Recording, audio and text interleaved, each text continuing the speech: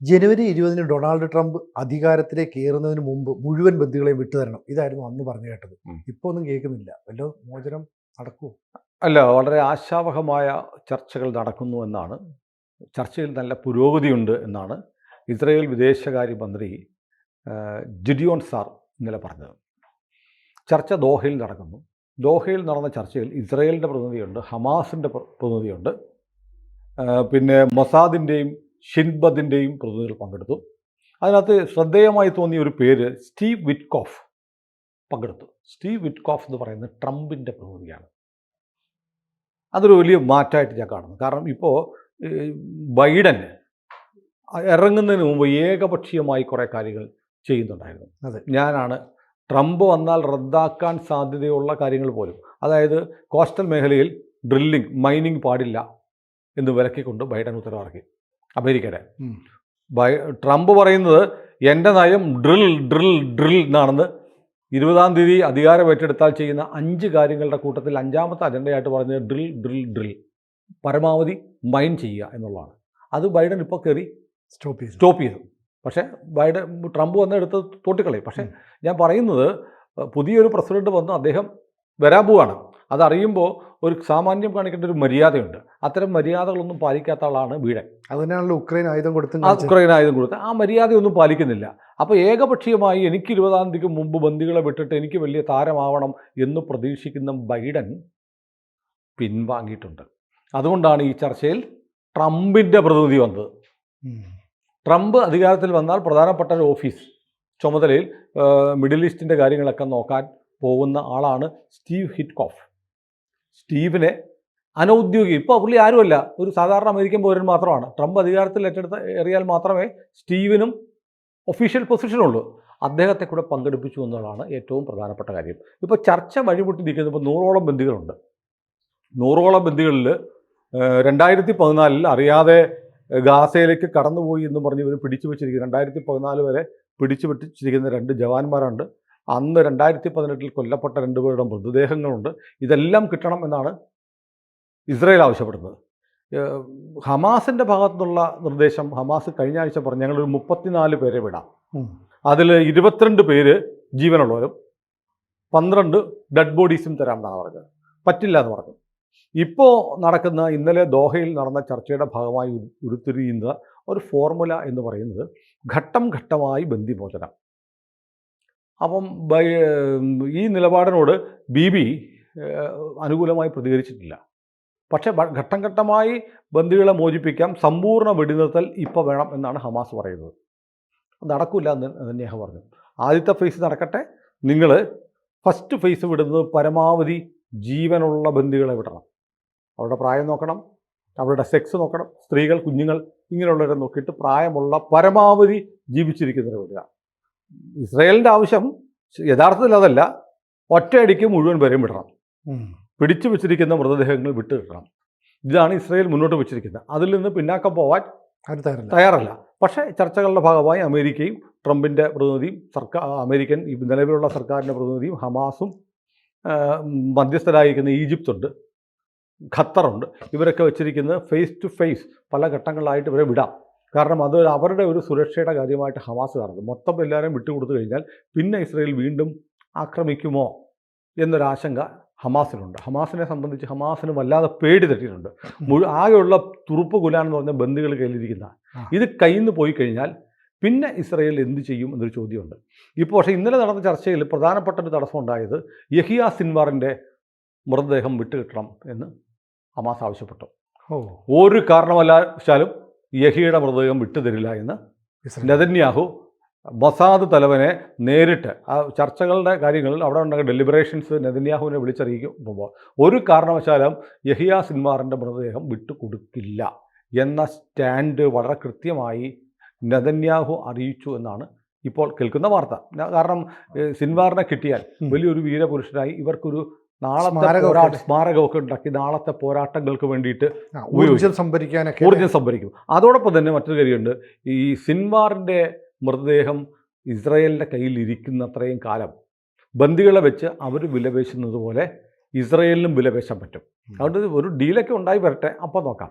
മാത്രമല്ല നെതന്യാഹു ഈ പല ഘട്ടങ്ങളായിട്ടുള്ള വെടിനിർത്തലിനെ കുറിച്ച് അത്ര തൃപ്തരല്ല. വേണമെങ്കിൽ ഫസ്റ്റ് ഫേസ് നടക്കട്ടെ, ഉം. ആദ്യഘട്ടം ബന്ദികളെ വിടട്ടെ, നമുക്ക് 1-2 ആഴ്ച വെടിനിർത്തൽ നടത്താം. അത് കഴിഞ്ഞ് പിന്നെ അതിൻ്റെ പുരോഗതി അനുസരിച്ച് നോക്കാം. ഇപ്പം നമ്മൾ നോക്കുന്നത് ലെബനോണിൽ നോക്കൂ.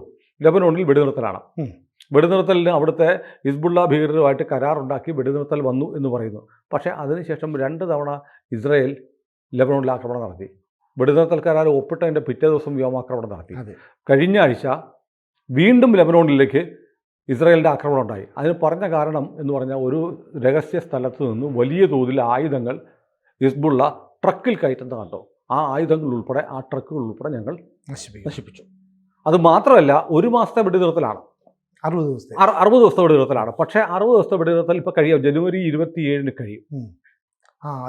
ജനുവരി 27 കഴിയും. ജനുവരി 27 അത് കഴിയുമ്പോൾ ഇനിയിപ്പോൾ ഞങ്ങൾക്ക് ഇപ്പോൾ ഉടനെ മാറാൻ പറ്റില്ല.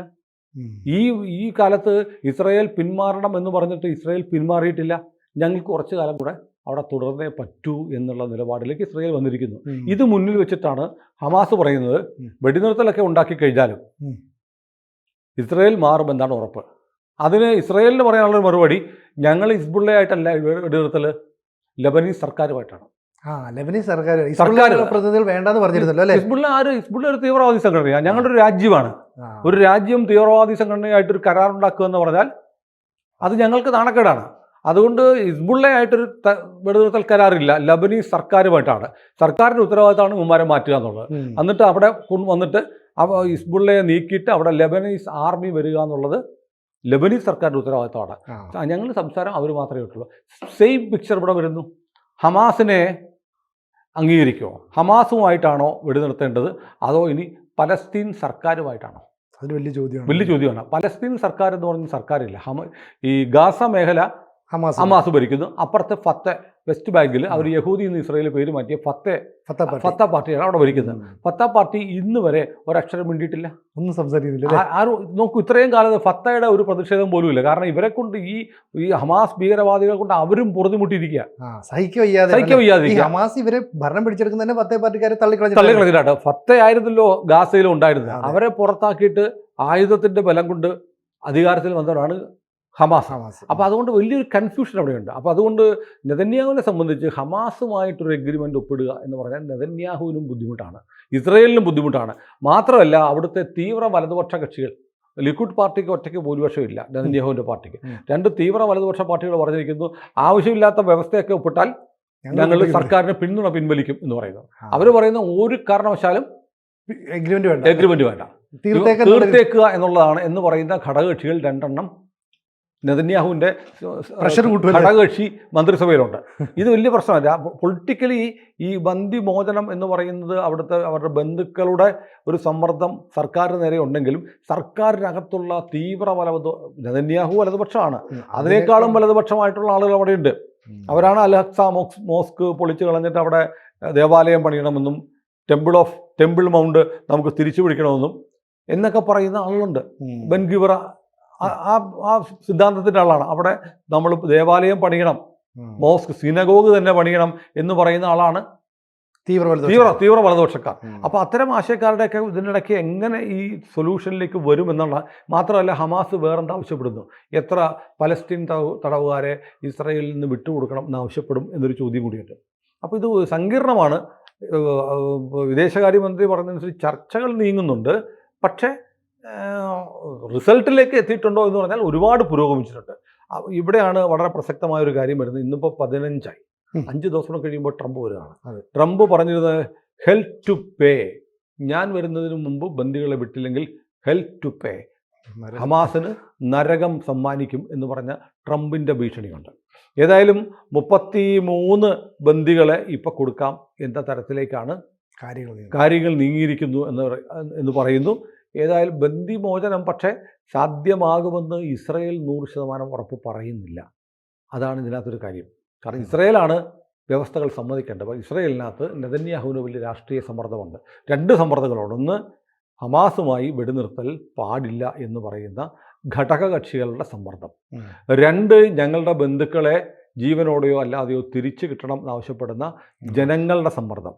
3ാമത്തെ സമ്മർദ്ദം ഉള്ളത് ബീഡൻ്റെ ഭാഗത്ത്. പക്ഷേ 5 ദിവസത്തെ ആയുസേ ഉള്ളൂ. ഞാൻ പോകും മുമ്പ് ഒരു ട്രൂസ് ഒരു വെടിനിർത്തൽ കരാർ സമാധാന ഉടമ്പടി ഉണ്ടാവണം എന്നുള്ള ബൈഡൻ്റെ ഒരു വാശി. ഇതിൽ ഏതിന് നെതന്യാഹു വഴങ്ങും എന്നതിനെ അനുസരിച്ചിരിക്കും ബന്ദികളുടെ മോചനം. അത് ഏതായാലും 4-5 ദിവസം കൂടി ഇനിയും നമ്മുടെ മുന്നിൽ ശേഷിക്കുന്നുള്ളൂ.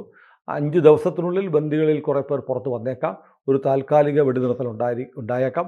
അപ്പോൾ പോലും ഹമാസിൻ്റെ മറ്റൊരാവശ്യം ഒരിക്കൽ പോലും ഇസ്രായേലിന് അംഗീകരിക്കാൻ കഴിയില്ല. സമ്പൂർണ്ണമായി ഗാസയിൽ നിന്ന് IDF ഇസ്രായേൽ ഡിഫൻസ് ഫോഴ്സ് പിന്മാറുക എന്നുള്ള ആവശ്യം അംഗീകരിക്കാൻ രാഷ്ട്രീയമായി നെതന്യാഹുവിനും ഇസ്രായേലിനും കഴിയത്തില്ല. അതിനിടയ്ക്ക് എങ്ങനെ ഒരു വെടിനിർത്തൽ ഉണ്ടാകും എന്നുള്ളത് കണ്ടു തന്നെ അറിയേണ്ടതാണ്. കൂടുതൽ വാർത്തകളും വിശേഷങ്ങളും നിങ്ങളിലേക്ക് എത്താൻ ABC മലയാളം സബ്സ്ക്രൈബ് ചെയ്യുക, ബെൽ ബട്ടണും അമർത്തുക.